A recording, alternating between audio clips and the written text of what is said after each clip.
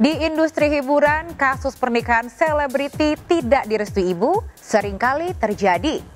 Ada Angben Rizky yang tak direstui menikah dengan Adly Fairuz oleh Yulia ibundanya. Ada pula Eza Gionino yang harus berseteru dengan Ruth Gaya lantaran ibu kandungnya itu menentang pernikahannya dengan Meiza, istri yang telah memberinya 2 anak. Jika sampai sekarang ketiga pasangan itu belum mendapatkan restu dari ibu, apa yang sebenarnya terjadi?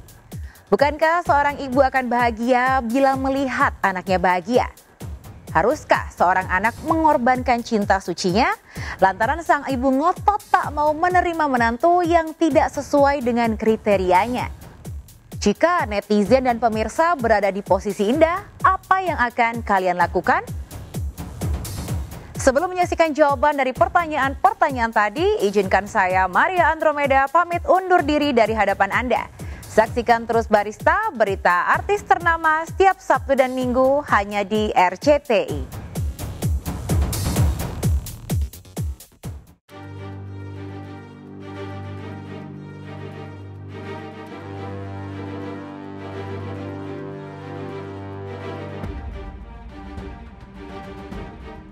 Pemirsa, pernikahan tanpa restu di kalangan selebriti memang kerap kali terjadi. Sebelum Indah Permatasari dan Arie Kriting yang pernikahannya tak direstui oleh Nursia sang ibu, ada Eza Gionino yang harus berseteru dengan sang bunda Ruth Gaya saat akan menikahi wanita pujaannya Meiza Aulia. Meski tak mendapat restu, namun Eza tetap kekeh menikahi Meiza. Tak hanya Eza, Adly Fairuz dan Angben Rizky juga tak mendapat restu dari Yulia Irawati, ibunda Angben. Yulia bahkan terang-terangan tak ingin jika putrinya menikah dengan Adly yang dianggap tak masuk dalam kriteria calon menantu idamannya. Namun meski tak mendapat restu, namun Adly tetap nekat menikahi Angben. Adly merasa sudah terlanjur mencintai Angben dan pada 20 Maret 2020 di tengah pandemi COVID-19 yang melanda Indonesia, Adly dan Angben menggelar pernikahan yang digelar secara tertutup yang hanya dihadiri keluarga Adly dan Angben. Lantas apa alasan Adly tetap menikahi Angben meski tanpa restu? Bilang nggak setuju. Jadi ceritanya gini, saya itu bukan tidak menyetujui, karena Angben masih terlalu kecil. Pada saat itu? Iya, 18. Nah, waktu dia pacaran 18. Saya, iya di bawah umur. Ibu mana sih yang nggak pengen lihat anaknya sukses, ya kan? Nah, maksudnya di era sekarang ini jangan buru-buru lah jadi ibu rumah tangga. Daripada nanti jadi ibu rumah tangga, nanti pas udah jadi ibu-ibu masih pengen main, itu kan nggak baik. Saya dan Angben bahagia gitu kan, ya mudah-mudahan semuanya yang sudah kita jalani juga bahagia gitu kan. Ya siapa sih yang nggak sayang gitu kan sama keluarga, biarkan urusan keluarga ya urusan keluarga kita aja gitu.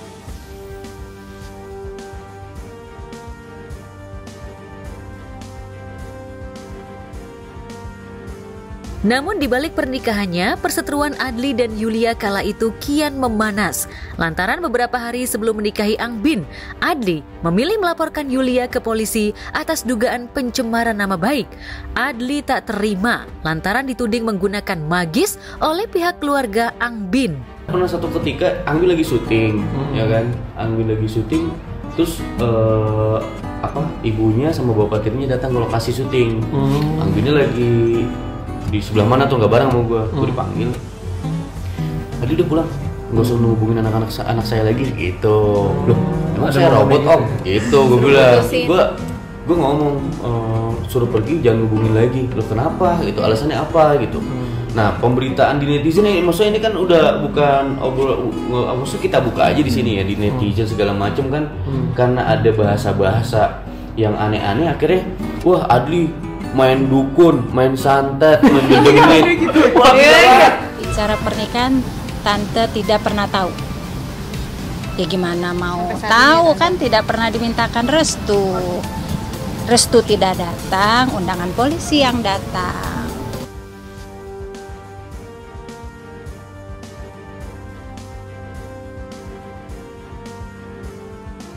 Berbeda dengan Adly dan ibu mertuanya yang sudah mencoba berdamai, Nursia, ibunda Indah, seolah tak henti-hentinya ingin memporak-porandakan rumah tangga Indah dan Ari.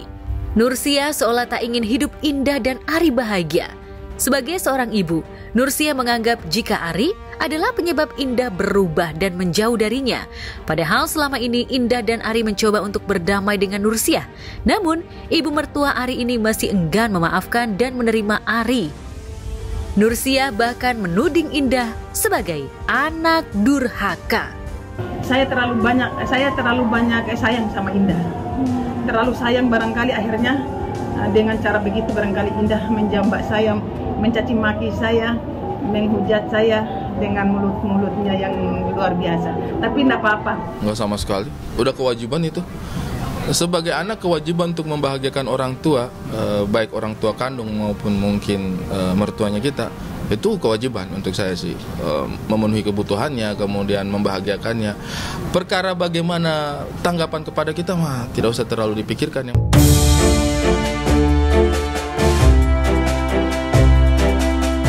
Lantas benarkah meski sudah tak dianggap anak, Indah tetap berharap ibundanya membuka pintu maaf untuk dirinya? Kalau sedih sih sudah pasti ya, cuman dia memahami lah bahasanya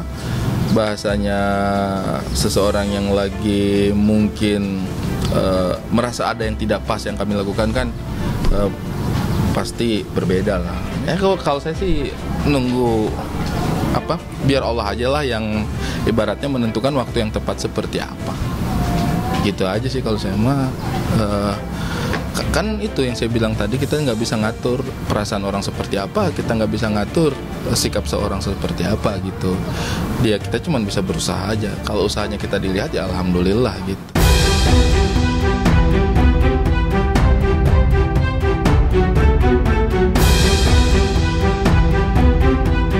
Sembari menunggu luluhnya hati Nursia, Ari berusaha konsisten untuk membuktikan ucapannya bahwa ia tulus mencintai Indah dan ingin membahagiakannya selama ia mampu. Bahkan sejak masih pacaran, Ari yang ekonominya diragukan Nursia sudah menabung untuk membeli rumah idaman atas nama Indah. Niat itu baru terlaksana setahun lalu ketika ia berhasil mempersembahkan rumah yang didambakan Indah. Lantas seperti apa mewahnya rumah hasil jerih payah Ari yang sertifikatnya atas nama Indah? Kita sudah di rumah. Ini ruang tamu. Oh ini ruang tamu nih yang luas ini. Tamu luas. Sama kamar mandi juga. Ada juga tamu-tamu. Ini apa ini? Ini kita kasih lihat Bapak. Bapak, ini sekarang kita tidak pakai handle lagi. Jadi semuanya teknologi modern. Baru? Coba lihat ya. Kita bisa melihat dari luar. Tamunya siapa? Yang datangnya siapa? Ya. Masih proses karena membeli rumah itu kan adalah sebuah upaya yang besar ya.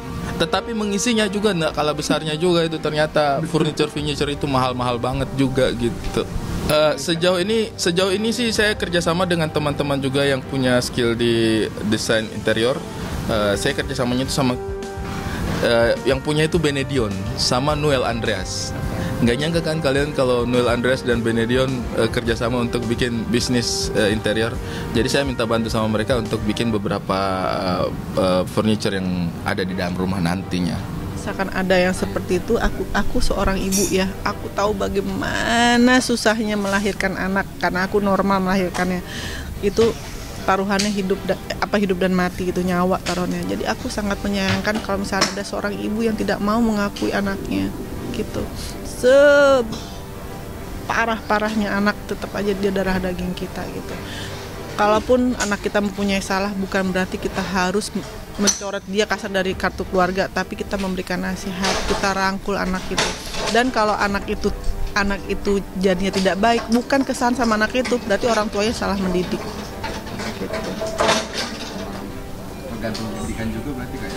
Iya, tergantung didikan dan tergantung. Sekarang gini, kamu tinggal di mana? Misalkan kamu tinggal di daerah orang yang banyak mencuri, tetek bengek segala macam, dalam keluarga yang keras.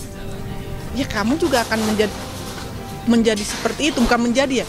kemungkinan besar 70% kamu akan bisa menjadi seperti itu gitu loh. Tapi tidak juga menutup kemungkinan kamu menjadi orang baik. Tergantung bagaimana kamu dicomot sama orang, yuk lu keluar dari lingkungan ini. Kayak gitu. Lingkungan akan sangat berpengaruh.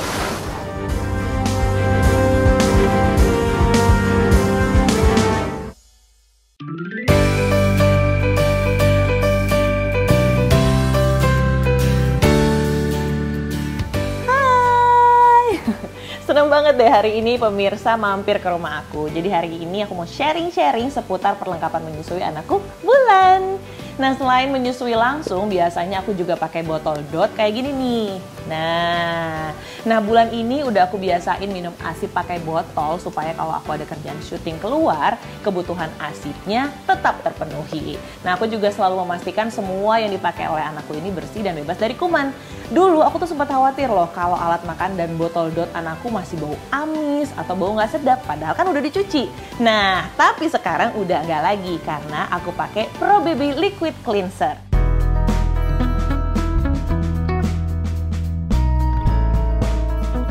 Mampu menghilangkan bau amis dan gak meninggalkan bau sabun pada botol dan juga peralatan bayi. Udah pasti food grade, dapat digunakan juga untuk mencuci buah dan sayuran.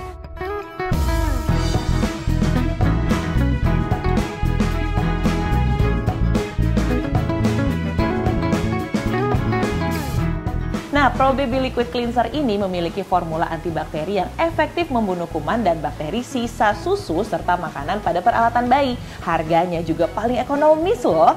Tersedia dalam kemasan 150 ml, 450 ml, dan 700 ml. Pouch tutup ulirnya praktis, bikin gak gampang tumpah, dan membuat produk tetap higienis.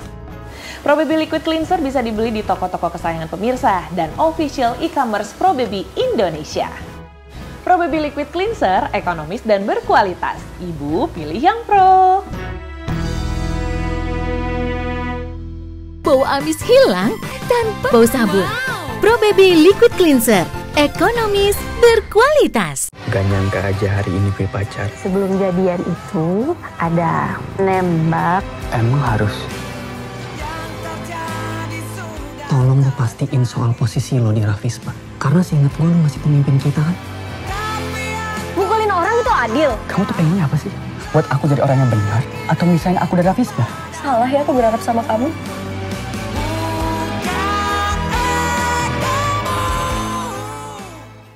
Gak nyangka aja hari ini gue pacar. Sebelum jadian itu ada nembak. Emang harus? Tolong lo pastiin soal posisi lo di Rafispa. Karena seingat gue lo masih pemimpin kita kan? Mukulin orang itu adil. Kamu tuh pengennya apa sih? Buat aku jadi orang yang benar? Atau misalnya aku dari Rafispa? Salah ya aku berharap sama kamu.